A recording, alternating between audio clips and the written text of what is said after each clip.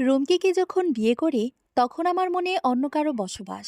বিয়ের পর এমন একদিন কিংবা এক রাতও জানি আমি আমার প্রথম প্রেমিকাকে মনে করিনি।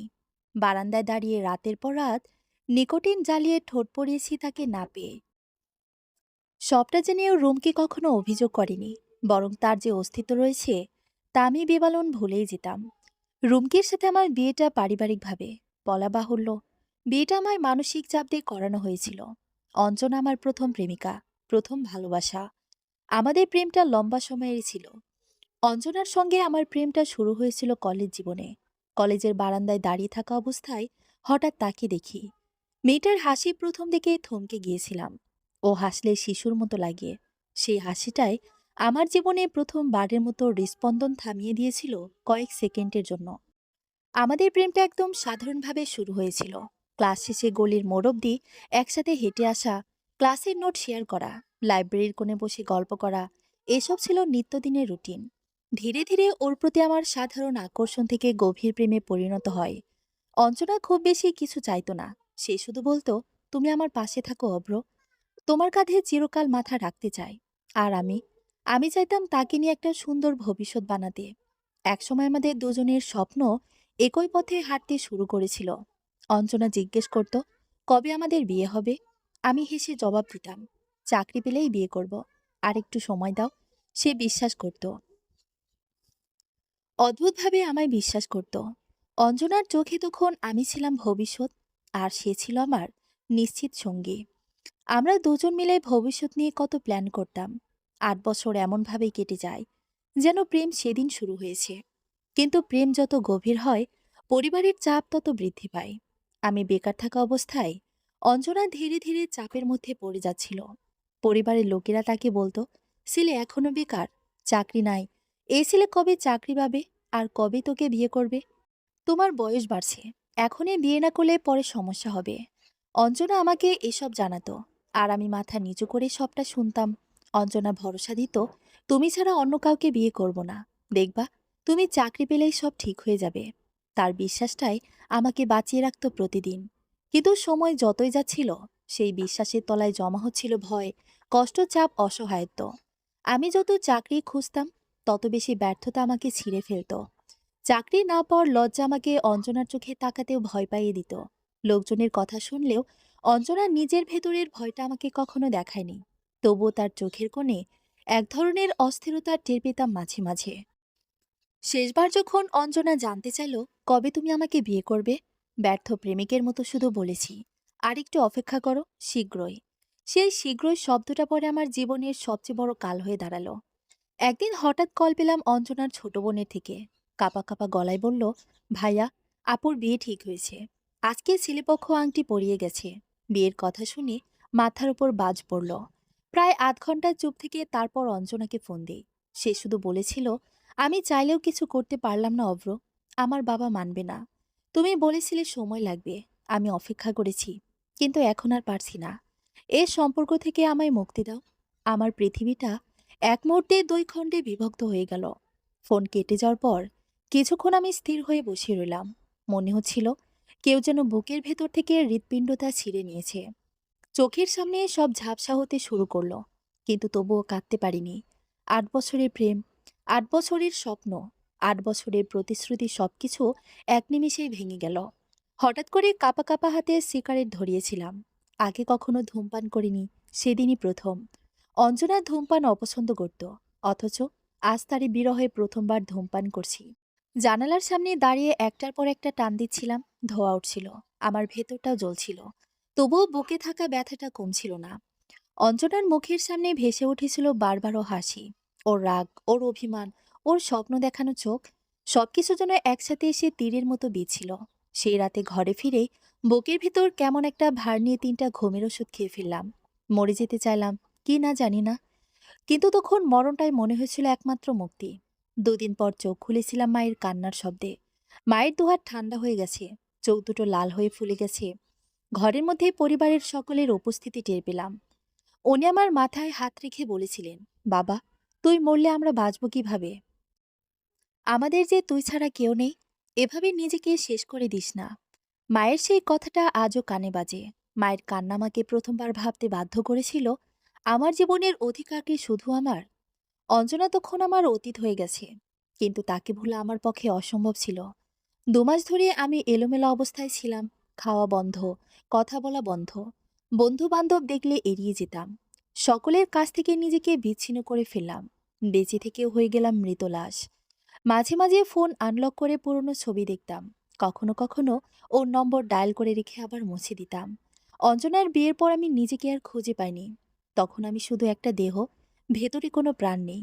আমার হাসি, আমার স্বপ্ন, আমার ভবিষ্যৎ সবকিছু অঞ্জনার বিয়ের দিনটাতেই কবর হয়ে গিয়েছিল। সমাজের কাছে আমি বেকার, ব্যর্থ, অযোগ্য প্রেমিক। কিন্তু আমার কাছে আমি ছিলাম একটা অপূর্ণ গল্পের মৃতনায়ক। এক রাতে সিগারেট হাতে বারান্দায় দাঁড়িয়েছিলাম। সে সময় রুমে মায়ের গলা পাই। সিগারেট থেকে রুমে গেলে দেখতে পাই মা আমার সার্টিফিকেট ফ্রেমটা নিজের শাড়ির আঁচল দিয়ে মসছেন। নতুন করে জীবনটা শুরু কর অব্র, এভাবে জীবন চলবে না। তুই আবার চাকরির সন্ধান কর। মায়ের কথা শুনে সেদিন নিজেকে শুধু একজন ব্যর্থ প্রেমিক নয়, একজন ব্যর্থ ছেলে মনে হয়। শুরু করি বিভিন্ন জায়গায় সিভি ড্রপ করা। একের পর এক ইন্টারভিউ দেই। কিছুদিন পর একটা ছোট চাকরি পাই। মাসিক বেতন ১৫,০০০ টাকা। অঙ্কটা খুব কম, কিন্তু আমার বেকারত্বের তকমা মুছতে যথেষ্ট। একদিন মা আমাকে জোর করে নিয়ে গেলেন রুমকিকে দেখতে। বসার ঘরের লোকজন বসে আছে। চা নাস্তা এলো, কথাবার্তা চলতে লাগলো। মেয়েকে ডাকা হলো। আমি চোখ তুলিনি। মনে হচ্ছিল অন্য মেয়েকে দেখে আমি অঞ্জনাকে প্রতারিত করব। মা বললেন, একটু আলাদা কথা বল দুজনে। আলাদা ঘরে নিয়ে যাওয়া হলো। মেয়েটা এসে বসলো আমার সামনে। প্রথমবার মুখ তুলতে দেখলাম রুমকি মিষ্টি করে হাসছে। হাসলে তার গালে ছোট্ট টোল পড়ে। এত সহজ স্বাভাবিক হাসি আমি অনেকদিন দেখিনি। রুমকির সেই মিষ্টি হাসি আমার হৃদয় গলাতে পারিনি। ঠান্ডা গলায় বললাম, আমি অন্য কাউকে ভালোবাসি। রুমকির হাসি মিলিয়ে গেল। আমি আবার বললাম, ওর বিয়ে হয়ে গেছে, কিন্তু আমি ওকে চিরকাল ভালোবাসবো, কখনো ভুলতে পারবো না। এ কথা শুনে যে কোনো মেয়ে উঠে চলে যেত অথবা অপমান করত, কিন্তু রুমকি সেখানে শুধু মাথা নিচু করল। আমাকে বিয়ে করলে সারা জীবন স্ত্রীর অধিকার হতে বঞ্চিত হবেন। রুমকি উঠে চলে যায়। ভেবেছিলাম বসার ঘরে গিয়ে স্পষ্ট বলবে আমি এই ছেলেকে বিয়ে করব না, কিন্তু না। আমায় অবাক করে দিয়ে সে বিয়েতে রাজি হলো। সে রাতে দু চোখের পাতা এক করতে পারিনি। আমি, মা বাবা আর ছোট বোন মিথিলা, এই নিয়ে 4 জনের পরিবার। বাবা খুব কম কথা বলেন। তিনি চান সংসারে শান্তি থাকুক। কে কাকে ভালোবাসলো, কে ভুললো, এসব নিয়ে তিনি মাথা ঘামান না। তিনি হাই স্কুলের শিক্ষক। চিরকাল সংসারে মন দিয়েছেন। সামান্য বেতনে আমাদের 2 ভাই বোনকে পড়িয়েছেন, পাশাপাশি সংসার চালিয়েছেন। সংসারে যাতে টানাটানি না লাগে তাই তিনি কিছু ছাত্র পড়াতেন। মা সবচেয়ে বেশি আবেগপ্রবণ। তিনি রুমকিকে এমনভাবে গ্রহণ করেছিলেন যেন বহুদিনের চেনা মেয়ে। বিয়ের আগে বলেছিলেন, রুমকি খুব ভদ্র মেয়ে, ও তোকে সুখ দেবে। তুই ওর প্রতি যত্নশীল হওয়ার আর ওকে সুখে রাখিস। আমি সুখ দেওয়ার অবস্থায় ছিলাম না, এটা মা জানতেন। তবু তার বিশ্বাস ছিল রুমকি নামের মেয়েটি স্ত্রী হয়ে সে ছেলের জীবন বদলে দিবে। আমার বোন মিথিলা খুব ম্যাচিওর। সে প্রথম দিনে রুমকিকে দেখে বলেছিল, ভাবি, ভাইয়া রাগী, প্লিজ কখনো ভাইয়ের কথায় মন খারাপ করবা না। মিথিলার কথায় রুমকি হেসেছিল। আমাদের বিয়েটা খুবই ছোট আয়োজনে হয়। কোনো সাজসজ্জা, জমকালো অনুষ্ঠান কিছুই হয়নি। বিয়ের দিন অফিস থেকে ছুটি অবধি নেয়নি। অফিস থেকে সরাসরি রুমকিদের বাসায় যাই। পাঞ্জাবি ছাড়া প্যান্ট শার্ট পরে বিয়েতে আসি। রুমকি আমাকে দেখে কিছু বলেও না। রুমকির পরিবার আশাহত হলো। বিয়ের দিন নতুন বর এভাবে উপস্থিত হবে তারা স্বপ্নেও আশা করেনি। চেষ্টা করেছে আমায় বোঝাতে, কিন্তু আমি আমার সিদ্ধান্তে অটুট রইলাম।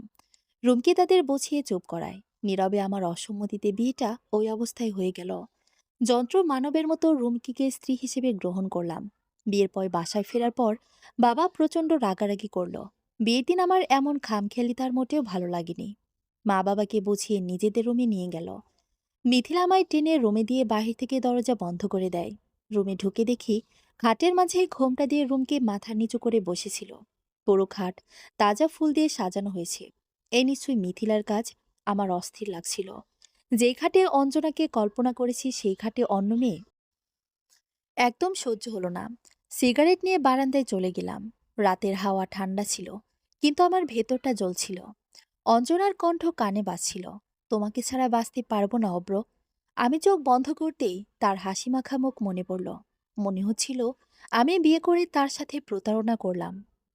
রাত 1:30টায় ঘরে ফিরে দেখি রুমকি ঘুমিয়ে আছে। আলো নিভিয়ে দিলাম। আমি বিছানার অপর প্রান্তে গিয়ে শুলাম। সেদিন প্রথম উপলব্ধি করলাম, রুমকি যেদিন হাসি মুখে বিয়েতে রাজি হয়েছিল, সেই দিনই সে নিজেকে একটা অদৃশ্য যুদ্ধে নামিয়েছে। আর সে যুদ্ধ আমার সঙ্গে নয়, আমার অতীতের সঙ্গে। বিয়ের পর দিন থেকে আমার প্রতি শুরু হয় রুমকির যত্ন। সকাল সকাল ঘুম থেকে উঠে নাস্তা বানিয়ে টেবিলে রাখতো। আমি খেয়ে ব্যাগ নিয়ে বেরিয়ে যেতাম। রাতের বেলা ফিরে দেখি আমার জন্য না খেয়ে রুমকি জেগে আছে, বাকিরা ঘুমে। ইচ্ছে করেই দেরি করে ফিরেছি। রুমকি কোনো অভিযোগ করেনি, উল্টো হাসি মুখে খাবার গরম করে খেতে দেয়। কয়েকদিনের মধ্যে সংসারের ছন্দ এমন হয়ে গেল, আমি অফিস করি, ফিরে এসে খাবার খায়, আবার বারান্দায় সিগারেট টানি। রুমকি চুপচাপ নিজের মতো রুমের বিছানায় পড়ে থাকে। দিন গড়িয়ে মাস হয়ে যায়, আমাদের সম্পর্কের মধ্যে কোনো অগ্রগতি হয় না। স্বামী হিসেবে মেয়েটাকে প্রচণ্ড অবহেলা করি। মা মাঝে মাঝে বলেন, রুমকি মেয়েটা খুব লক্ষ্মী, ওকে কষ্ট দিস না বাবা। আমি শুনেও শুনি না, নিজের মতোই চলতে থাকি। ইতিমধ্যে বছর পেরিয়ে গেছে বিয়ের। এক রাতে বারান্দায় সিগারেট খেতে খেতে লক্ষ্য করলাম, দরজার ফাঁক দিয়ে রুমকি আমাকে দেখছে। আমি জিজ্ঞেস করলাম, ঘুমাও না কেন? সে হালকা হাসল। আপনি না এলে ঘুম আসে না, জানি না কেন। মেয়েটার সরল স্বীকারোক্তি আমার ভেতর এক চাপা যন্ত্রণার সৃষ্টি করলো। রুমকি বারান্দায় এসে আমার পাশে দাঁড়ালো, চুপ করে কিছুক্ষণ দাঁড়িয়ে থাকলো। এতগুলো মাস পর খেয়াল করলাম, রুমকি বেশ শুকিয়ে গেছে, চোখের নিচে কালি জমেছে। দেখে মনে হচ্ছে ঠিকমতো ঘুমায় না সে, রাতের পর রাত কাঁদে। মাঝে মাঝে কান্নার শব্দ পাই, কিন্তু সেসব কখনো পাত্তা দেয়নি। আমার মনে হচ্ছে রুমকি আমার সাথে বেশ অসুখী। সেই রাতে প্রথমবার রুমকি আমার পাশে দাঁড়িয়েছিল অনেকক্ষণ। সেই সময়টা মেয়েটার সরল চাহনি আমার ভেতর এত বড় ঝড় তুলেছিল যে আমি টের পাই আমি এক মস্ত বড় অপরাধী। একটা মানুষ আমার জন্য এভাবে অপেক্ষা করে, আর আমি তাকে দিন কি দিন ভেঙে দিচ্ছি। ভেতরের ব্যথা প্রকাশ করলাম না, মুখ ঘুরিয়ে শুধু বললাম, ভেতরে যাও, ঠান্ডা লাগবে। রুমকি মাথা নিচু করলো, কিন্তু যাওয়ার আগে খুব আস্তে বলল, আমি আপনার কাছে কিচ্ছু চাই না, শুধু আমার সাথে রোজ রাতে একটু কথা বলবেন প্লিজ। আমার খুব কষ্ট হয়। শব্দগুলো তীরের মতো এসে বিঁধল।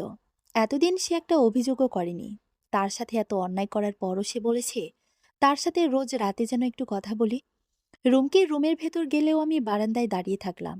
হঠাৎ মনে হলো, অঞ্জনা আমাকে ছেড়ে গেছে, এটা আমি মানতে পারিনি।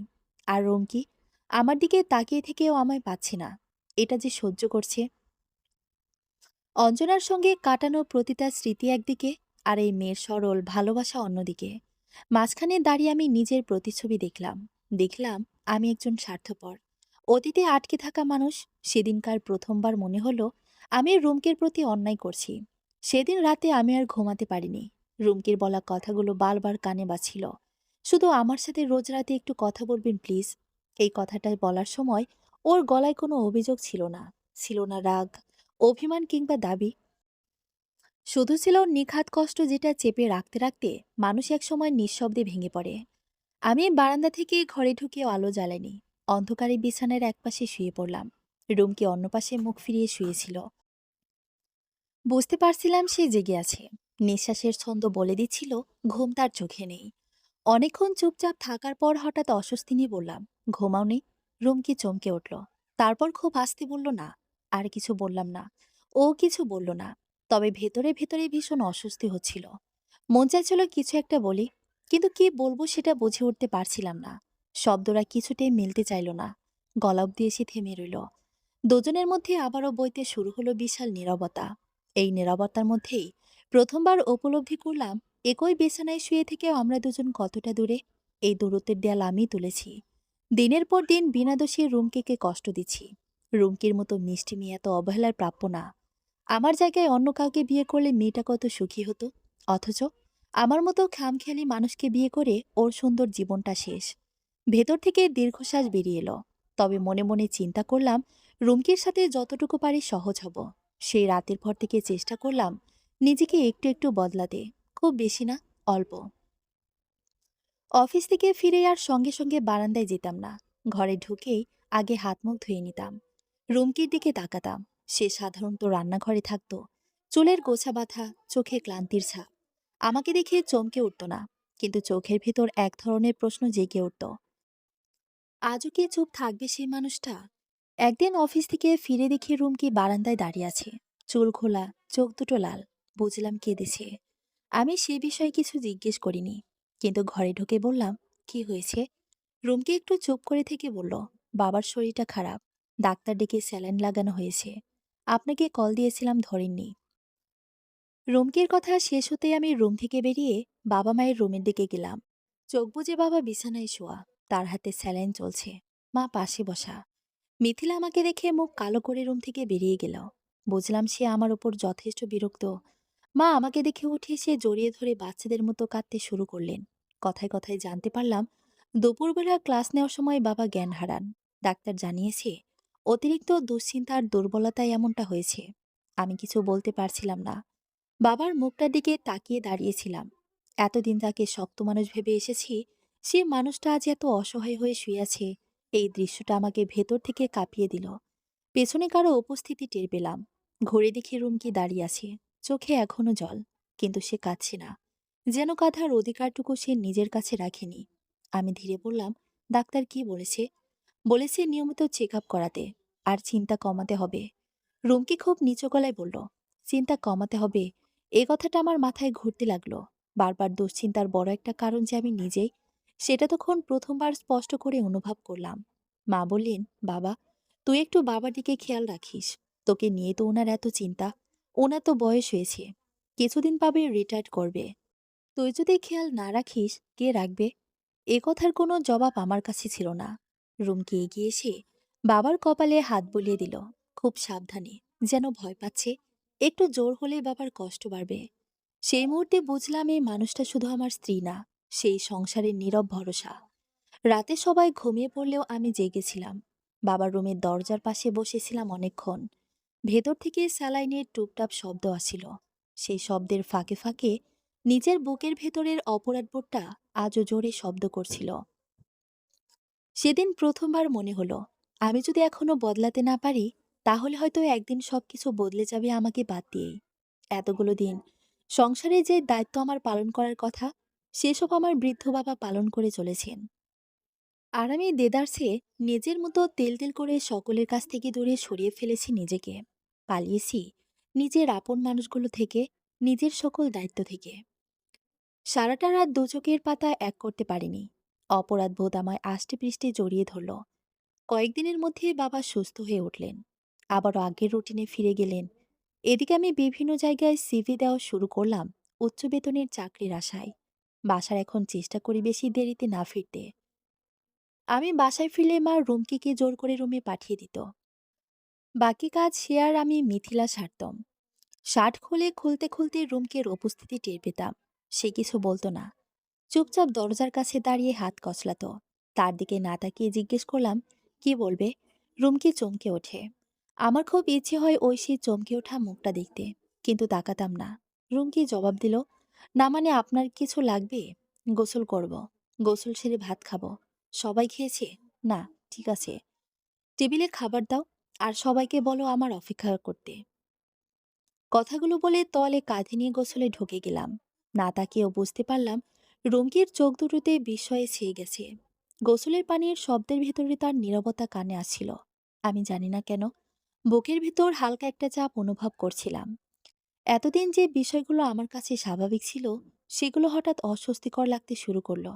গোসল শেষে বের হয়ে আয়নার সামনে দাঁড়ালাম। নিজের চোখের দিকে তাকিয়ে মনে হলো এই মানুষটার সঙ্গে আমার কোনো মিল নেই। আমি বদলাচ্ছি, অথচ ঠিক কিসের দিকে বদলাচ্ছি জানি না। ডাইনিং টেবিলে এসে দেখলাম সবাই অপেক্ষা করছে। শেষবার কবে সকলের সাথে বসে একত্রে খেয়েছি মনে পড়ছে না। মা আমার দিকে তাকিয়ে একটু অবাক হলো। রুমকি চুপচাপ খাবার দিচ্ছে সকলকে। থালায় ভাত দিচ্ছে খুব যত্ন করে, যেন ভাতের দানাগুলো শব্দ না করে পড়ে। তুমিও বসো, হঠাৎ করে বলে ফেললাম। রুমকি থমকে গেল। আমি আমি পরে খাবো। না, এখন বসো। মা কিছু বলতে যাচ্ছিল, থেমে গেল। মিথিলা চোখ বড় বড় করে তাকালো। বাবাও সায় দিলেন, হ্যাঁ মা, বসো, সবাই একত্রে খাই। রুমকি ধীরে ধীরে চেয়ার টেনে বসল। তার হাত কাঁপছে। আমি সেটা দেখেও দেখলাম না। এটা আমার পুরনো অভ্যাস। খাওয়ার সময় কেউ কথা বলছিল না, তবুও টেবিলটা অদ্ভুতভাবে ভরা মনে হচ্ছিল। আগে যেখানে নীরবতা আমাকে শান্ত দিত, সেখানে আজ এই নীরবতায় অস্বস্তি তৈরি করছিল। টেবিলে বসা মানুষগুলোর দিকে এক পলক তাকালাম। এদের কারো সাথে প্রয়োজন ব্যতীত কথা বলি না আমি। মা নিজ থেকে যতটুকু কথা বলে এটুকুই। মিথিলার টাকার প্রয়োজন হলে মাঝে মাঝে চেয়ে নেয়, কিন্তু বাবার সাথে শেষবার কবে কথা বলেছি, হেসেছি মনে করতে পারলাম না। খাওয়া শেষে উঠে দাঁড়িয়ে বললাম, রুমকি, চা বানাও। সে মাথা নেড়ে উঠে গেল। আমি জানি না কেন তার চলে যাওয়ার পরও পিঠের দিকে তাকিয়ে থাকলাম কিছুক্ষণ। সেই রাতে বসার ঘরে বাবার আমি একত্রে আড্ডা দিলাম। দুজনেই চা খেতে খেতে নানান বিষয় নিয়ে আলোচনা সমালোচনা করলাম। রুমকি মায়ের পাশে দাঁড়িয়ে আমাদের দেখছিল। এক পলক ওর দিকে তাকাতে দেখলাম মেয়েটার দু চোখ ছলছল করছে। এখন আর খেতে বসে আর ফোন ধরতাম না। আগে যেখানে তাড়াহুড়ো করে 2 গ্লাস তুলে আবার বারান্দায় চলে যেতাম, সেখানে এখন ধীরে খেতাম। রুমকে আমার প্লেটের দিকে তাকিয়ে থাকতো। আমি লক্ষ্য করতাম আমি ঠিকমতো খাচ্ছি কিনা। সেটাই তার সবচেয়ে বড় দুশ্চিন্তা। কয়েকদিন পর এক রাতে হঠাৎ জিজ্ঞেস করলাম, আজ কেমন দিন গেল? রুমকি চমকে উঠল, যেন এই প্রশ্নটার জন্য সে প্রস্তুত ছিল না। ভালোই, মানে ঠিকই। তার উত্তর ছোট হলেও চোখ দুটো উজ্জ্বল হয়ে উঠেছিল। খুব সামান্য একটা প্রশ্ন, অথচ ওর ভেতরে যেন আলো জ্বলে উঠল। আমি আর কথা বাড়ালাম না। তবু সে রাতে প্রথমবার অনুভব করলাম আমার এই ছোট্ট বদলটা রুমকির জন্য কতটা বড় হয়ে ধরা দিয়েছে। ধীরে ধীরে রুটিন বদলাতে লাগলাম। আমি আর ইচ্ছে করে দেরি করে বাসায় ফিরতাম না। রাতে বারান্দায় দাঁড়িয়ে একটার পর একটা সিগারেট টানার বদলে রুমের ভেতরেই থাকতাম। কখনো কখনো টিভি চালাতাম, আবার কখনো নীরবে বসে থাকতাম। আর রাতের খাবারের পর বাবার সাথে আড্ডা দিতাম। রুমকি কখনো আমার পাশে বসতো না, একটু দূরেই বসে থাকতো। যেন খুব কাছে এলেই আমি আবার সরে যাব, এই ভয়টা তার ভেতরে গেঁথে গেছে। এক রাতে টিভি দেখার সময় আমি নিজে বললাম, এখানে এসো। রুমকি ধীরে ধীরে এসে বসলো, চোখ নামানো, হাত দুটো শক্ত করে জড়ানো। এত ভয় পাও কেন? আমি নিজেই প্রশ্নটা করে ফেললাম। সে হালকা এসে বলল, ভয় না, অভ্যাস। এই এক শব্দে বুঝলাম আমার আচরণ তাকে কতটা গটিয়ে দিয়েছে। সে রাতে আর সিগারেট ধরায়নি। জানালার বাইরে তাকিয়ে অনেকক্ষণ দাঁড়িয়েছিলাম। মনে হচ্ছিল এতদিন যে মানুষটা নিঃশব্দে পাশে থেকেছে, তাকে আমি ধীরে ধীরে চিনতে শুরু করেছি। রুমকি সবটাই খেয়াল করেছিল। দিন যেতে লাগলো। আমার পরিবর্তনটা খুব ধীর ছিল, কিন্তু রুমকি সেটা খুব যত্ন করে গ্রহণ করছিল। তবুও ভালোবাসা তখনও আসেনি। এসেছিল শুধু দায়বোধ আর অপরাধবোধ। একদিন অফিসের কাজে মন বসাতে পারছিলাম না। কেমন বিরক্ত ঠেকছে সবকিছু। অফিস থেকে ছুটি নিয়ে আগে বাসায় ফিরলাম। রুমকি অবাক হলো, আজ এত তাড়াতাড়ি? আমি মাথা নেড়ে বললাম, ভালো লাগছিল না তাই। সে চুপচাপ রান্নাঘরে গেল। আমি খেয়াল করলাম তার হাঁটার ভঙ্গি ধীর, যেন শরীর আর মন দুটোই ক্লান্ত। রাতে খাওয়ার পর হঠাৎ বললাম, চলো একটু হাঁটি। রুমকি থমকে গেল। এখন? হ্যাঁ। সে কিছু বলল না, শুধু ওড়নাটা ঠিক করে নিল। রাস্তায় হাঁটতে হাঁটতে আমরা দুজন চুপ করেছিলাম। একসময় রুমকি নিজেই বলল, আপনি কি কখনো আমাকে ভালোবাসতে পারবেন? এই প্রশ্নটা আমি কোনোদিন ভাবিনি কেউ আমাকে এভাবে করবে। আমি থামলাম।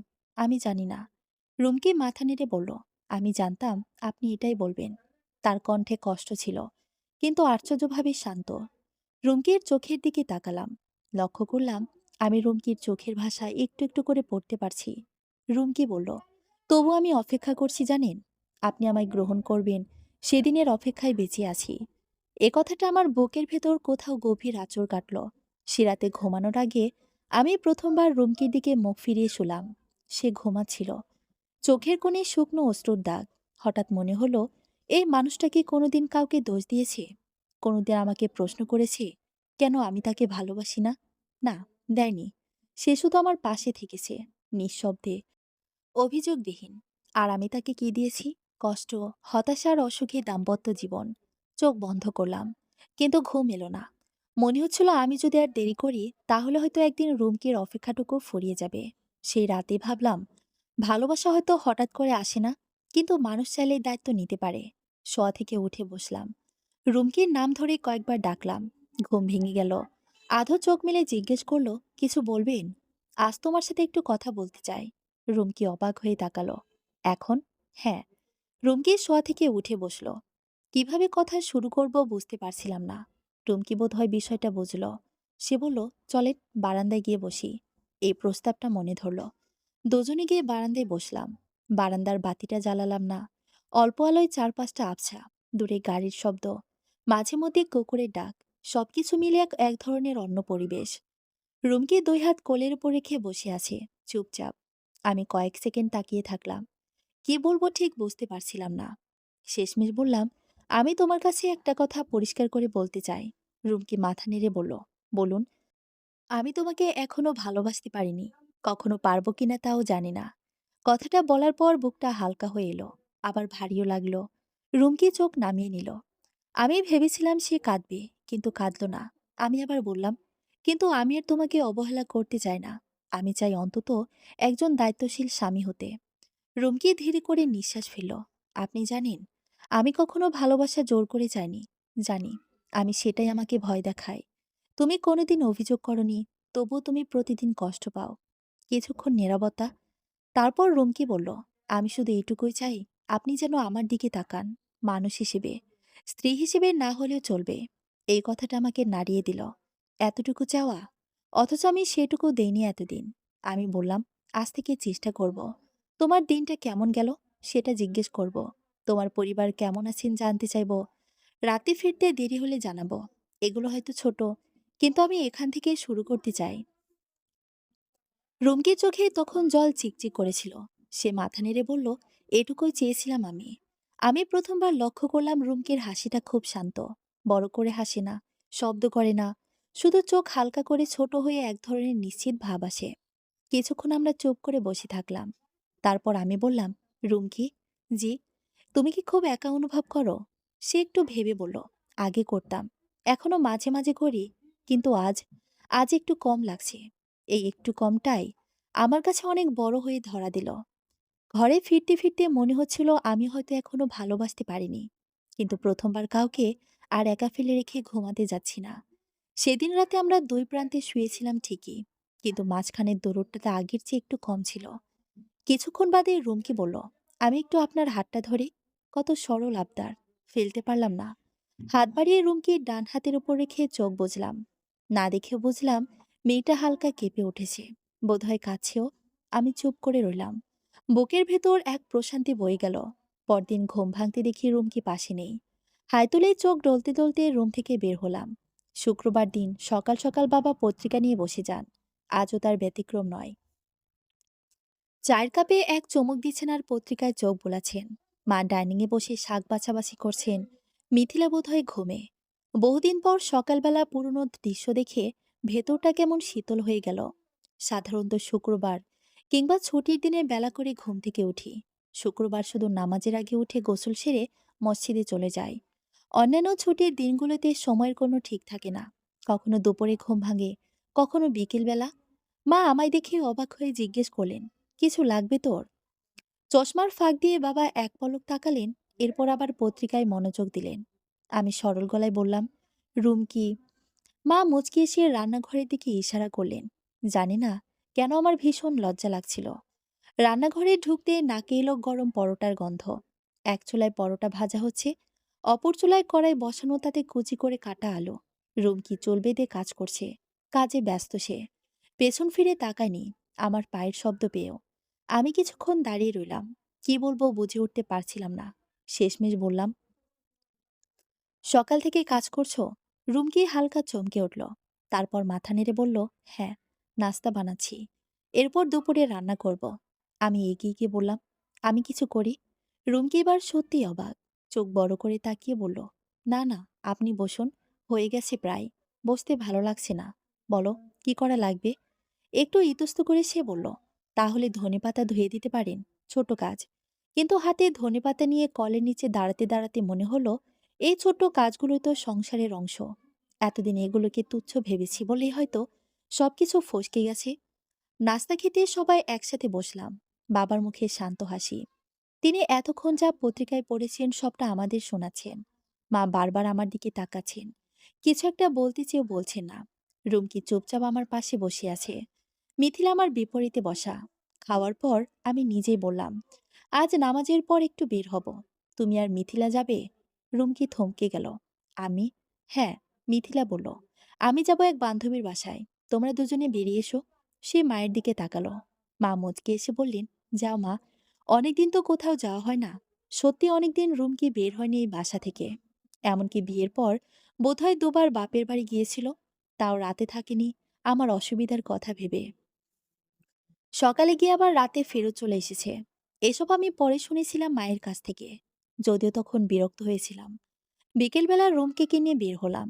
রুমকি আজ সুন্দর একটা আকাশি রঙের শাড়ি পরেছে। শাড়ির পাড়টা গাঢ় নীল রঙের, চুল খোপা করে বাঁধা, কপালে ছোট্ট একটা টিপ। খুব সাজেনি, তবু চোখের পড়ার মতো সুন্দর লাগছে তাকে। আমি তাকিয়েছিলাম, বুঝতে পেরে সে চোখ নামিয়ে নিল। হালকা অস্বস্তি, আবার ভেতরে ভেতরে লুকানো একরাশ আনন্দ। এতদিন পরে তার স্বামী তাকে ওকে এভাবে দেখছে, এটাই বোধ হয় যেন তাকে আনন্দ দিচ্ছে। রিক্সা ডেকে পাশাপাশি বসলাম। গন্তব্য শাহবাগ। আমার পরনে সাদা পাঞ্জাবি। অদ্ভুত কারণে সাদা আর নীল রংটা পাশাপাশি বেশ মানায়। রিক্সাটা চলতে শুরু করতেই পরিচিত কোলাহল ছেড়ে অপরিচিত কোলাহলে ঢুকে গেলাম। মাঝে মাঝে আঁকাবাঁকা রাস্তা ধরে চলছে রিক্সা। রিক্সার ঝাঁকুনিতে রুমকির আঁচলটা একবার হালকা করে উড়ে আমার হাতের উপর এসে পড়ল। রুমকি সরালো না, আমিও কিছু বললাম না। দুজনেই বুঝে নিয়েছি কিছু স্পর্শ প্রশ্ন ছাড়া থাকা ভালো। শাহবাগের কাছাকাছি চলে এলাম। রুমকি চারপাশটা আগ্রহ নিয়ে দেখছিল, চোখে কৌতূহল, মুখে হালকা বিস্ময়। আমি জিজ্ঞেস করলাম, এখানে আগে এসেছো? সে মাথা নেড়ে বলল না, কিন্তু অনেকবার আসতে চেয়েছিলাম, কখনো আসা হয়নি। কার সাথে আসবো বলে সে চুপ করে গেল। রিক্সা থামতেই ভাড়া মেটালাম। নামার সময় হাত বাড়িয়ে দিলাম। রুমকি এক মুহূর্ত দেরি করে হলেও নিজের হাতটা রাখলো, খুব শক্ত করে ধরলো আমার হাতটা। ফুলের দোকানের পাশ দিয়ে হেঁটে টিএসসি এর দিকে যাচ্ছি। পাশে তাকাতেই খেয়াল করলাম রুমকে মনোযোগ দিয়ে ফুল দেখছে। কোন ফুল পছন্দ তোমার? প্রশ্ন শুনে রুমকে চোখ সরিয়ে আমার দিকে তাকায়। হ্যাঁ, আমি হাঁটা থামিয়ে জিজ্ঞেস করলাম, তোমার প্রিয় ফুল কোনটা? রুমকে এক মুহূর্ত ভেবে জানালো, হলুদ গোলাপ আমার ভীষণ পছন্দ। তুমি একটু দাঁড়াও, আমি আসছি। আমি ফুলের দোকানের দিকে ঘুরে গেলাম। একটা ফুলের দোকানে ঢুকে পড়তেই রঙিন ফুলের গন্ধে চারপাশ ভরে উঠল। চোখ বুলালাম একবার, শেষমেশ হলুদ গোলাপের দিকে চোখ গেল। ছোট একটা তোড়া বানাতে বললাম দোকানিকে। তোড়াটা হাতে নিয়ে ফিরে আসতে দেখলাম রুমকি ঠিক সেখানেই দাঁড়িয়ে আছে, দুই হাত সামনে জড়ানো, চোখে এক ধরনের অচেনা উৎকণ্ঠা। আমাকে দেখে সে একটু অবাক হলো। আমি তোড়াটা ওর দিকে বাড়িয়ে দিলাম। নাও। রুমকি যেন বিশ্বাসই করতে পারছিল না। আমার জন্য? আমি মাথা নেড়ে বললাম হ্যাঁ। সে তোড়াটা নিল খুব সাবধানে, যেন ভেঙে যাবে এমন কিছু হাতে নিয়েছে। চোখ নামিয়ে ফেলল, তারপর ধীরে করে বলল, ধন্যবাদ। ধীরে ধীরে তার ঠোঁটে ফুটে ওঠে মিষ্টি হাসি। সেই হাসির সাথে তার গালের টোল স্পষ্ট দেখতে পেলাম। হাসলে মেয়েটাকে কত সুন্দর লাগে। আশ্চর্য, মেয়েটা হাসে না কেন? আমরা আবার হাঁটতে শুরু করলাম। টিএসসির দিকে এগোচ্ছি। রুমকি মাঝে মধ্যে তোড়ার দিকে তাকাচ্ছে আর হাসছে। মনে হচ্ছিল এই অল্প কয়টা হলুদ গোলাপি আস্থার জীবনের সবচেয়ে বড় প্রাপ্তি। টিএসসি নিয়ে রুমকিকে আমার পছন্দের তেঁতুল চা খাওয়ালাম। রুমকি প্রথমে নাক মুখ কোচকায়। মেয়ে মানুষ হলেও তার নাকি তেঁতুল অপছন্দ। পরে অবশ্য এক চমক দিয়ে সে তেঁতুল চায়ের ভক্ত হয়ে গেছে। সোহরার উদ্যানে ঢুকতেই নজর গেল এক মধ্যবয়সী নারীর দিকে। তিনি রং বেরঙের চুড়ি বিক্রি করছেন। হুট করে অঞ্জনার কথা মনে পড়ল। এখান থেকে কতবার যে তাকে চুড়ি কিনে দিতে চেয়েছি, সে নেয়নি। চুড়ি অঞ্জনার অপছন্দ ছিল। আচ্ছা, রুমকি কি চুড়ি পছন্দ করে? তার হাতের দিকে তাকালাম, দুহাত খালি। কি মনে করে জিজ্ঞেস করলাম, রুমকি, তুমি চুড়ি পরনি কেন? জবাব দিল, এ রঙের চুড়ি নেই আমার। বুঝতে পারলাম সে চুড়ি অপছন্দ করে না। গেলাম চুড়ি কিনতে। যদিও বারণ করেছিল, কিন্তু শুনিনি। কেন শুনবো? নীল রঙের চুড়ি কিনলাম। দোকানে গিয়ে দাম পরিশোধ করে রুমকির দিকে ফিরলাম। রুমকি কপট রাগ দেখিয়ে বলে, কে দরকার ছিল কেনার? আমি সোজা সাপটা জবাব দিলাম, ইচ্ছে করলো কিনতে, তাই কিনলাম। এখন হাতটা দাও। অবাক হয়ে সে তাকালো। আমি হাসি দিতেই লজ্জে পেয়ে হাত বাড়ালো। সাবধানে চুড়িগুলো রুমকির হাতে পরিয়ে দিলাম। দুহাত ভর্তি নীল রঙের চুড়ি পেয়ে রুমকি বারবার হাত নাড়ছে আর আমার দিকে তাকাচ্ছে। তার চোখে মুখে বাচ্চাদের মতো আনন্দ দেখতে পেলাম। সোহরা অর্ধে উদ্যানের খোলা ময়দানের ঘাসে গিয়ে বসে পড়লাম। রুমকি আমার পাশে বসলো। বাদামওয়ালাকে ডেকে 10 টাকার বাদাম কিনলাম। বাদাম আমার ভীষণ পছন্দ। খোসা ছাড়িয়ে খেতে শুরু করলাম। রুমকি আমার দিকে হাত বাড়িয়ে বলল, আমায় দিবেন না? রুমকির দিকে তাকালাম। এরপর তার দিকে বাদামগুলো এগিয়ে দিলাম। সে খোসা ছাড়িয়ে খেতে শুরু করলো। অথচ অঞ্জনাকে দেখার পর আমি ভাবতাম বাদাম মেয়েদের অপছন্দ। আমি খেলেও সে বিরক্ত হতো। হাঁটতে হাঁটতে রুমকিকে বললাম, দাঁড়াও, তোমার একটা ছবি তুলে দেই। সে চমকে গেল, মাথা নিচু করে জানালো, আমার ছবি তুলতে লজ্জা করে। আমি হাসি মুখে বললাম, এত সুন্দর একটা মুহূর্ত ক্যামেরা বন্দি না করলে পরে আফসোস করবা। আমার কথা শুনে মাথা তুলে সে। এরপর ঘাল হালকা কাত করে দুহাতে ফুলগুলো আঁকড়ে দাঁড়ায়। সেই সুযোগে আমি মুহূর্তটাকে ক্যামেরা বন্দি করে ফেলি। পুরো বিকেল আমরা গল্প করেছি। রুমকি সেদিন প্রথমবার অনেক কথা বলল। তার স্কুল, কলেজ জীবন নিয়ে বহু আলোচনা করলো। কিন্তু অজ্ঞাত কারণে ভার্সিটি নিয়ে মুখ খুলল না। আমিও প্রশ্ন করিনি। সেদিনই প্রথমবার জানলাম তার পরিবারে কে আছে। কি অদ্ভুত, তাই না? বিয়ের ১.৫ বছর পেরিয়ে গেছে, অথচ আমি জানি না আমার স্ত্রীর পরিবারে কে কে আছে। রাত ১০টা নাগাদ বাসায় ফিরি। বাসায় ফিরে মার মিথিলাকে ডেকে চড়ি ফুল দেখাতে শুরু করে। রুমকিকে হাসি খুশি দেখে সবচেয়ে বেশি খুশি আমার পরিবার। কদিন পর এক জায়গা থেকে ইন্টারভিউ দেওয়ার জন্য ডাক এলো। চাকরিটা পেয়ে গেলে সংসারের হাল ঠিকঠাকভাবে ধরতে পারবো। প্রথম অবস্থায় মাইনে ৩০,০০০। ভালো পারফর্ম করলে কয়েক মাস পর মাইনে বাড়বে। সকাল থেকে দুশ্চিন্তা নিয়ে তৈরি হচ্ছি। রুমকে আমার কাগজপত্র গুছিয়ে ফাইলে দিয়ে দিল। চিন্তায় অন্যমনস্ক হয়ে আছি। ঠিকমতো টাইটাও বাঁধতে পারছি না। রুমকি এগিয়ে এসে ইশারায় জিজ্ঞেস করলো, টাই বেঁধে দিবি কিনা। হাত ছড়াতে এসে যত্ন করে টাই ঘুরিয়ে প্যাঁচ দিতে লাগলো। ধীরে ধীরে বলল, আমি নামাজ পড়ে দোয়া করেছি, দেখবেন চাকরিটা হয়ে যাবে। আপনি দুশ্চিন্তা না করে আল্লাহর নাম নিয়ে ইন্টারভিউ দিতে যান। কথাগুলো বলে সে মুচকি হাসি দিল। তার গালের টোলটা হালকা দেখতে পেলাম। সেদিন প্রচণ্ড নার্ভাস হয়ে ইন্টারভিউ দিতে ঢুকি। ইন্টারভিউ শেষে ওরা ২ ঘন্টা বসিয়ে রাখে। চিন্তায় ভেতরে ভেতরে অস্থির হয়ে উঠি। এরপর বাকিটা মিরাক্কল। জানি না কিভাবে, কিন্তু ওই উচ্চ বেতনের চাকরিরা সেদিন আমি পেয়ে যাই। সেখান থেকে বেরিয়ে সর্বপ্রথম রুমকিকে কল দেই। সে কল ধরে ব্যস্ত গলায় জিজ্ঞেস করে, হ্যালো বলুন। নরম গলায় জবাব দেই, রুমকি, চাকরিটা আমি পেয়ে গেছি। না দেখেও বুঝতে পারে মেয়েটার চোখ ছলছল করছে। সে বলে ওঠে, আলহামদুলিল্লাহ, আল্লাহ আমার দোয়া কবুল করেছে। ২ কেজি ছানা মিষ্টি কিনে বাসায় যায়। গিয়ে দেখি এলাহি কারবার। মা আমার জন্য বিরিয়ানি রান্না চড়িয়েছে। রুমকির কাছ থেকে খবর পেয়ে তিনি আর দেরি করেনি। বাসায় সেদিন বয়ে গেল খুশির জোয়ার। রাতে খাবার টেবিলে অদ্ভুত একটা প্রশান্তি ছিল।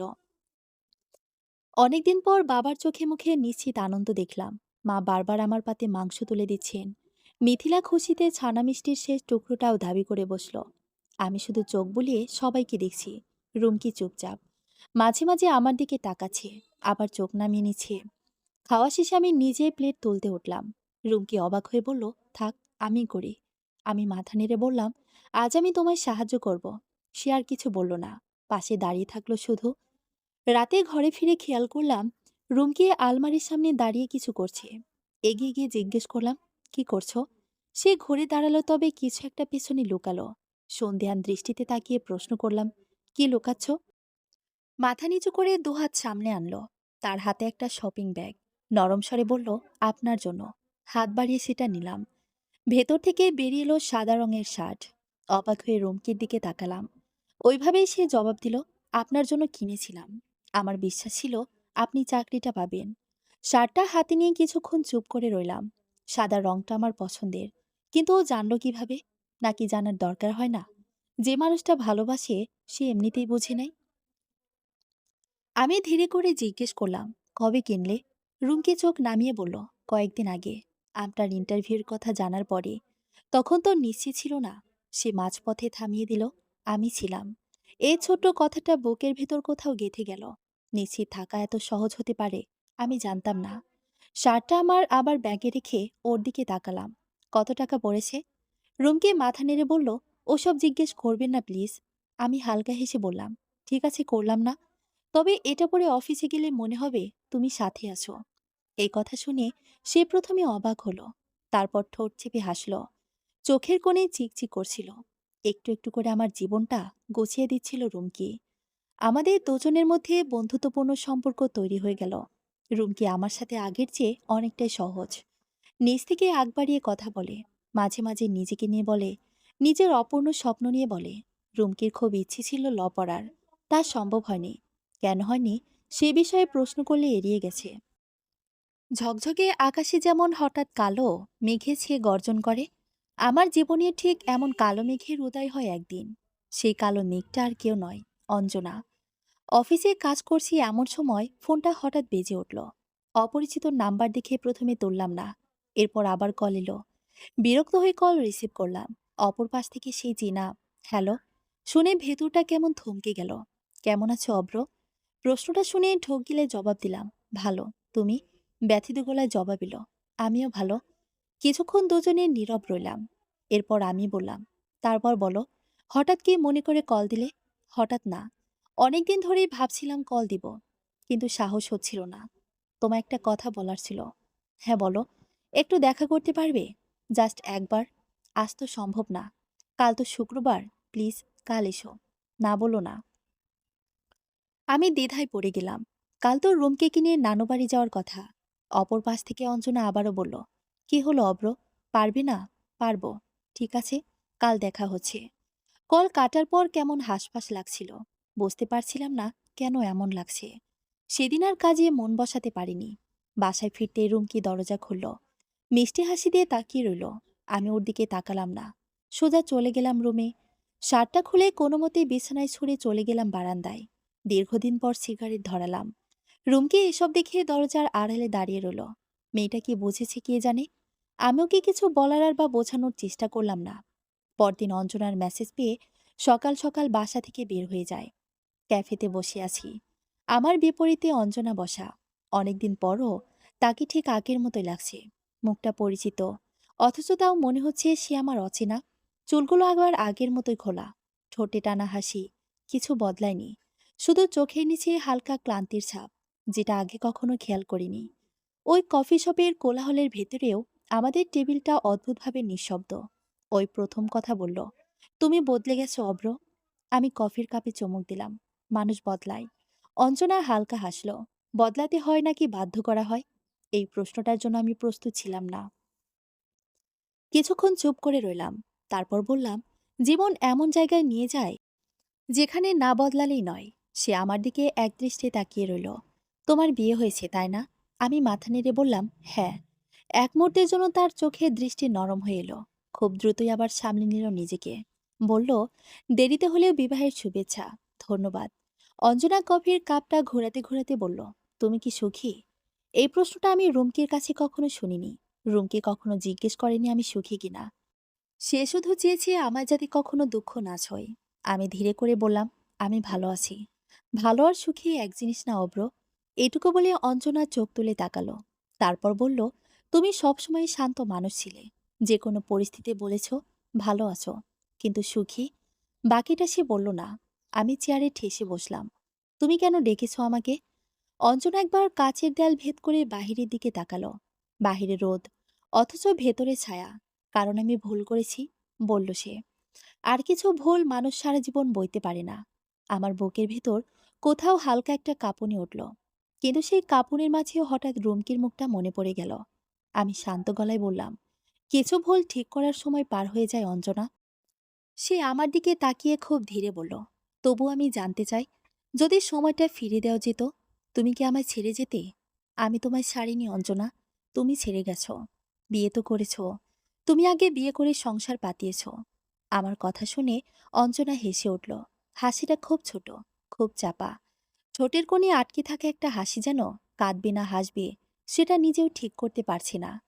চোখ দুটো কিন্তু হাসল না, বরং এক মুহূর্তের জন্য দৃষ্টি নামিয়ে নিল সে। নিচু গলায় বলল, হ্যাঁ, সেটা তো সবচেয়ে বড় পার্থক্য অভ্র। বিয়ার সংসার এক জিনিস না। হাসিটা মিলে গেল খুব দ্রুত। আমার চোখে মুখে বিরক্তি রেখা ফুটে উঠল। এসব কেন, আমাকে কেন বলছে সে? দেখো অঞ্জনা, তুমি কি বলতে চাচ্ছ সোজাসাপটা বলো। হেয়ালি করো না। 8টা বছর আমাকে অপেক্ষা করিয়ে শেষে বিয়েটা করলে না। বাধ্য হয়ে বাবার ব্ল্যাকমেলের শিকার হয়ে বিয়েটা করলাম।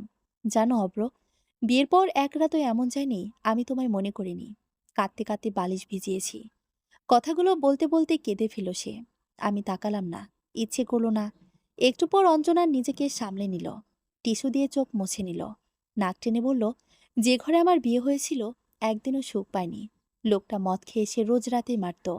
সবসময় মনে হতো মরে গেলে বেঁচে যাব, কিন্তু নিজের জীবন নিয়ে নেওয়ার মতো সাহস কখনো হয়নি আমার। শুধু মনে হতো তুমি এসে আমায় নিয়ে যাবে। 6 মাস সেই সংসারে পড়ে থাকার পর ডিভোর্স হয়ে যায়। কথাগুলো বলতে বলতে অঞ্জনা থেমে গেল। তাকিয়ে দেখলাম সে একটা টিস্যু নিয়ে টুকরো টুকরো করে টেবিলের উপর রাখছে। এই অঞ্জনার পুরনো অভ্যাস। কেন জানি আজ এসবও বিরক্ত লাগছে। অথচ একসময় এসব দেখলে হাসতাম। কতবার তোমার সাথে যোগাযোগ করতে চেয়েছি, কিন্তু সাহসে কুলোয়নি। ভেবেছিলাম আমার মতো মেয়েকে তুমি আর গ্রহণ করবে না। যেদিন সাহস হলো জানলাম তুমি বিয়ে করেছো, তবে সুখী নও? তাই ভাবলাম। কি ভাবলে? প্রশ্নটা করতে অঞ্জনা আমার চোখের দিকে তাকালো। ইতিমধ্যে আমার দৃষ্টি শক্ত হয়ে উঠেছে। অঞ্জনার ছলছল দৃষ্টিতে আশার আলো দেখতে পেলাম। ভাবলাম, দুটো মানুষ নিজেদের ভালোবেসে আলাদা থেকে কষ্ট পাচ্ছে। এর থেকে ভালো হয় দুজন একত্রিত হয়ে যায়। অঞ্জনার কথা শুনে আমার চল শক্ত হয়ে এলো। শোনো অঞ্জনা, তোমার জীবনে যা ঘটে গেছে তার জন্য তোমার প্রতি আমার সমবেদনা রইল। আমি স্বীকার করছি, আমি একজন ব্যর্থ প্রেমিক, যে তোমায় ভালোবেসেও নিজের দেওয়ার কথা রাখতে পারিনি। তুমি চলে যাওয়ার পর ভেবেছিলাম আমার জীবনে আর কিচ্ছু নেই। আমি ভুল ছিলাম অঞ্জনা। তুমি আমার প্রথম প্রেম হলেও আমার শেষ প্রেমটা রুমকি। একটু একটু করে মেয়েটা আমায় মৃত্যুর মুখ থেকে ফেরত এনেছে। স্বার্থ ছাড়া আমায় ভালোবেসেছে। আমায় পাবে না জেনেও দিনের পর দিন অপেক্ষা করেছে। আমার অনুপস্থিতিতে সে পুরো পরিবারকে আগলে রেখেছে।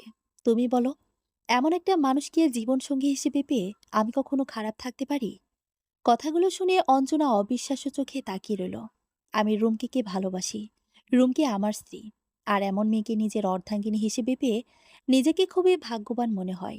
অঞ্জনা, তোমার কাছে আমি কৃতজ্ঞ। সেদিন তুমি আমায় ছেড়ে না গেলে এতটা ভালোবাসা পেতাম না জীবনে। আমার কথাগুলো শেষ হতেই অঞ্জনা আর কিছু বলল না। চোখের দৃষ্টি কফির কাপে আটকে রইল। ঠোঁট দুটো কাঁপছিল, কিন্তু কোনো শব্দ বের হলো না। চোখ মুছে তাকালো। কিছুক্ষণ পর খুব ধীরে সে বলল, তুমি বদলাওনি অব্র। তুমি আগের মতোই আছো। শুধু এবার তুমি সঠিক মানুষটাকে বেছে নিয়েছো। এই প্রথম তার কণ্ঠে কোনো অভিযোগ ছিল না। ছিল একরাশ ক্লান্ত স্বীকারোক্তি। সে ব্যাগটা কাঁধে তুলে নিল। উঠতে উঠতে একবার আমার দিকে তাকালো। রুমকির যত্ন নিও। কিছু মানুষ জীবনে আসে ভাঙতে না, গুছিয়ে দিতে। আমি মাথা নেড়ে বললাম, আমি জানি। ভালো থেকো। অঞ্জনার পেছনে তাকায়নি। ক্যাফের কাছে দরজা ঠেলে বেরিয়ে গেল সে। সে ভিড়ের ভেতরে মিলিয়ে যেতে মনে হলো একটা দীর্ঘ অধ্যায় নিঃশব্দে বন্ধ হয়ে গেল। কফির কাপটা ঠান্ডা হয়ে গেছে কখন বুঝিনি। ফোনটা বের করে রুমকিকে কল দিলাম। ধরল না। বহুদিন বাদে মনে হচ্ছে বুকের ওপর থেকে জমিয়ে রাখা পাথর সরে গেল। ভাবলাম, বাসায় ফিরে রুমকিকে নিয়ে কদিনের জন্য কোথাও বেড়াতে যাব। আমাদের তো নানা বাসায় যাওয়ার কথা ছিল। সেখানে যাব, নাকি ওকে বাপের বাড়ি নিয়ে যাব? বহুদিন বাপের বাড়ি যায়নি মেয়েটা। নাকি একবার কক্সবাজার নিয়ে যাব? আমাদের তো এখনো হানিমুনে যাওয়া হয়নি। এক কাজ করি, বাসায় ফিরে বরং রুমকিকে জিজ্ঞেস করব সে কি চায়। কলিং বেল দিতে মিথিলা দরজা খুলল। ওর মুখখানা কালো দেখলাম। আমি হাসি মুখে জিজ্ঞেস করলাম, কি রে, সকাল সকাল মুখটা অমন করে রেখেছিস কেন? নিজের ঘর থেকে মা বেরিয়ে এলো। শক্ত গলায় জিজ্ঞেস করলো, কোথায় গিয়েছিলি তুই? আমার হাসি মুখ মিলিয়ে গেল। মাকে আজ অন্যরকম লাগছে। কেন মা, কিছু হয়েছে? আমার প্রশ্নের উত্তর দে। আমি উত্তর দিতে পারলাম না। মাথা নিচু করে রইলাম। মাই বলল, অঞ্জনার সাথে দেখা করতে গিয়েছিলি?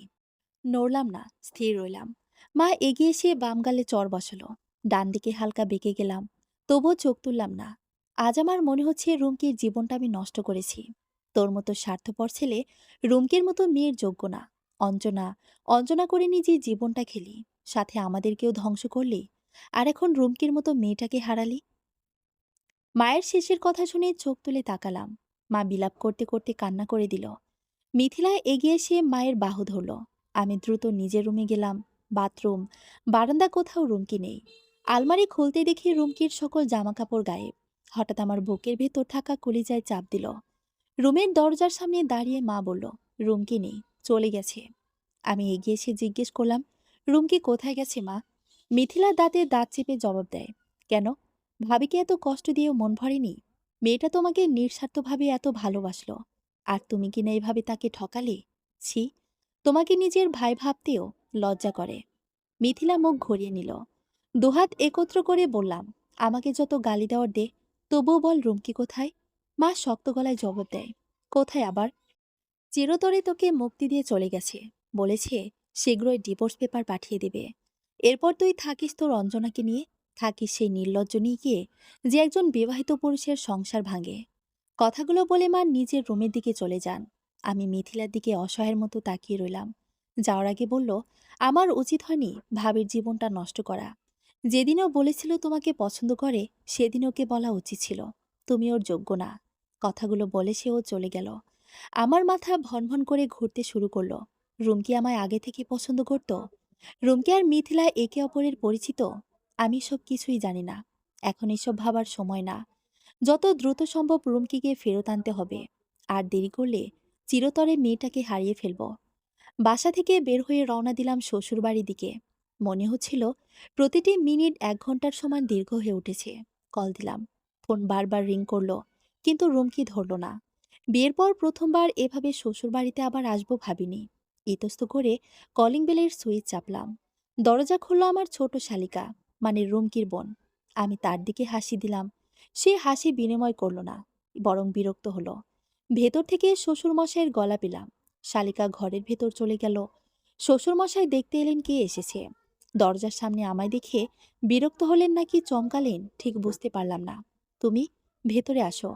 ২ হাতে থাকা ব্যাগ সমেত ভেতরে প্রবেশ করলাম। শ্বশুরমশাই ব্যাগগুলো রেখে বলল, এসব কি? সামান্য বাজার আর মিষ্টি এনেছি। গম্ভীর হয়ে তিনি সোফায় বসলেন। অব্র বসো। ব্যাগগুলো দেখিয়ে বললাম, এগুলোর ভেতরে নিতে বলুন।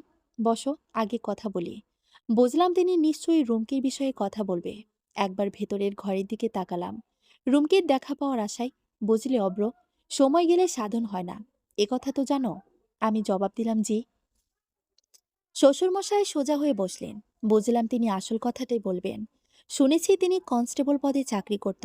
খুব টানাটানি সংসারে রুমকির বেড়ে ওঠা। তার উপরে ওরা ৪ ভাই বোন। আমি চিরকাল চেয়েছি ছেলেমেয়েগুলোকে মানুষের মতো মানুষ করব। হয়েছেও তাই। কেউ বলতে পারবে না আমার ছেলে বা মেয়েটা আজ অবধি কোনো দুর্ঘটনা ঘটিয়েছে।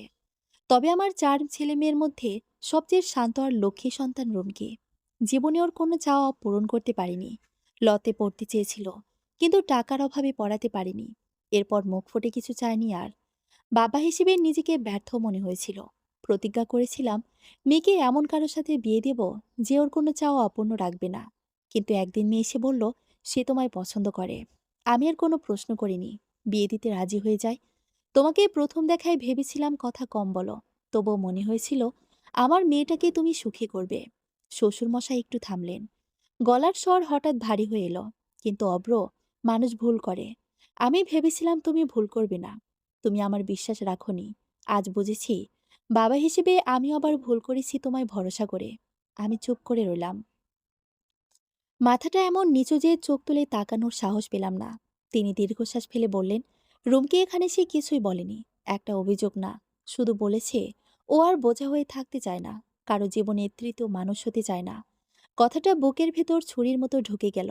তিনি আবার বললেন, তুমি জানো অব্র, ওর চোখে এক ফোঁটাও রাগ ছিল না, ছিল শুধু ক্লান্তি। খুব ভয় পেয়েছি সেই চোখ দুটো দেখে। এমন চোখ সাধারণত তখনই হয় যখন মানুষ ভেতর থেকে হেরে যায়। আমি কাপা গলায় বললাম, শ্বশুর আব্বা, আমি ভুল করেছি, খুব বড় ভুল। কিন্তু বিশ্বাস করুন, আমি রুমকিকে হারাতে চাই না। আমি ওকে ভালোবাসি। শ্বশুরমশাই আমার দিকে তাকালেন। ভালোবাসা প্রমাণ করতে হয় অব্র, কথা নয়, সিদ্ধান্তে। আজ তোমার সিদ্ধান্তটাই ওকে ভেঙে দিয়েছে। ভেতরের ঘর থেকে হালকা শব্দ এলো। কেউ দরজার আড়ালে দাঁড়িয়ে আছে। বুকটা হঠাৎ ধক করে উঠল। আমি উঠে দাঁড়িয়ে বললাম, আমি কি রুমকির সাথে একবার কথা বলতে পারি? তিনি কিছুক্ষণ চুপ করে রইলেন। তারপর ধীরে মাথা নেড়ে বললেন, ওর মা মানা করেছে কিন্তু। একটু থেমে যোগ করলেন, মেয়েটা তোমায় ছাড়া থাকতে পারবে না, এটা আমিও বুঝেছি। যদি তুমি ওর অভিমান ভাঙাতে পারো আর আমায় কথা দাও সব ঠিক করে নিবে, তাহলে আর আমি আর আটকাবো না। আমি দৃঢ় গলায় বললাম, আপনাকে আমি কথা দিচ্ছি, রুমকিকে আর একা করে দেব না। আজ থেকে ওর সকল দায়িত্ব আমার। যদি কখনো ব্যর্থ হই, যা শাস্তি দিবেন মাথা পেতে নিব। তিনি মৃদু হাসি দিলেন। এরপর ছোট শালিকাকে ডেকে বললেন আমাকে রুমকির রুমে নিয়ে যেতে। রুমকির রুমে ঢুকে ভেতর থেকে দরজা বন্ধ করে দিলাম। খাটের এক কোণে গটিসুটি হয়ে বসে আছে, মুখটা অন্যদিকে ফেরানো। ডাক দিলাম, রুমকি। জবাব এলো না। রেগে আছো নাকি অভিমান করেছো? রুমকি কোনো উত্তর দিল না। ধীরে বললাম, তুমি রেগে থাকলে সেটার অধিকার তোমার আছে, অভিমান করলেও আছে। আমি সেটা ভাঙাতে আসিনি, এসেছি তোমাকে তোমার স্থান বুঝিয়ে দিতে। রুমকি নড়ল না। আমি মেঝেতে ওর পায়ের কাছে বসে পড়লাম। মাথাটা ওর গায়ে ঠেকিয়ে বললাম, জানো, আজ প্রথমবার বুঝেছি কাউকে হারানোর ভয় কাকে বলে। অঞ্জনাকে হারিয়েছিলাম অনিচ্ছায়, কিন্তু তোমার নিজ হাতে দূরে ঠেলে দিচ্ছিলাম। রুমকির খুব সামান্য কেঁপে উঠল। আমি কথা থামালাম না। আমি তোমার কাছে কোনো ব্যাখ্যা দিতে আসিনি। ব্যাখ্যা দিতে ভুল ধোয়া যায় না। আমি শুধু চাই, আমি তোমায় ছাড়া থাকতে পারবো না রুমকি। তোমায় আমি ভালোবাসি। চোখ তুলে বললাম, আমায় একটু ভালোবাসবে রুমকি? আমি ভীষণ তৃষ্ণার্থ। একটু ভালোবাসো আমায়। সাথে সাথে শব্দ করে রুমকি কান্না করে দিল। দু চোখ বেয়ে অশ্রু গড়িয়ে পড়ল। আমি উঠতেই আমার বুকে হামলে পড়ল। আমি ওকে শক্ত করে জড়িয়ে ধরলাম। এই প্রথম বুঝলাম ভালোবাসা হারানোর কিনারায় গিয়ে মানুষ সত্যিকারের ভালোবাসা চিনতে শিখে। রুমকি কিছুক্ষণ কাঁদলো আমার বুকে মুখ লুকিয়ে। তারপর খুব ধীরে বলল, আমি কাউকে দোষ দিইনি অব্র, শুধু ভীষণ ক্লান্ত হয়ে পড়েছিলাম। আমি ওর চুলে হাত বুলিয়ে বললাম, এবার আর ক্লান্ত হতে দেব না, কথা দিচ্ছি। রুমকি কিছু বলল না, শুধু আমার শার্টের হাতাটা শক্ত করে ধরে রাখলো। বাইরে দুপুর গড়িয়ে বিকেল নামছে। জানালার ফাঁক দিয়ে নরম আলোয় সে রুমকির চোখে পড়ল। সে চোখে আর অভিমান নেই, অভিযোগ নেই, আছে একরাশ ভালোবাসা। আমি জানি সব ভুল একদিনে মুছে যায় না, সব ক্ষত এক রাতেই সারে না। কিন্তু কিছু মানুষ চলে আসে ভাঙা জায়গাগুলো আগলে রাখতে। রুমকি ঠিক তেমনই একজন। সেদিন শ্বশুর বাড়ি থেকে ফিরেছিলাম আমরা একসাথে। দুজন মিলে নতুন করে সবটা শুরু করব, সেই প্রতিশ্রুতি নিয়ে। ভালোবাসা মানে নিখুঁত হওয়া না, ভালোবাসা মানে ভুলের পরেও পাশে থাকা। আর আমি ঠিক করেছি, এই মেয়েটাকে আর কখনো একা হতে দেব না। যতদিন বেঁচে থাকবো, রুমকি নামের মেয়েটিকে বুকের মাঝে আগলে রাখব। সমাপ্ত। সম্পূর্ণ গল্পটা কেমন লাগলো কমেন্ট করে জানাবেন প্লিজ। ধন্যবাদ।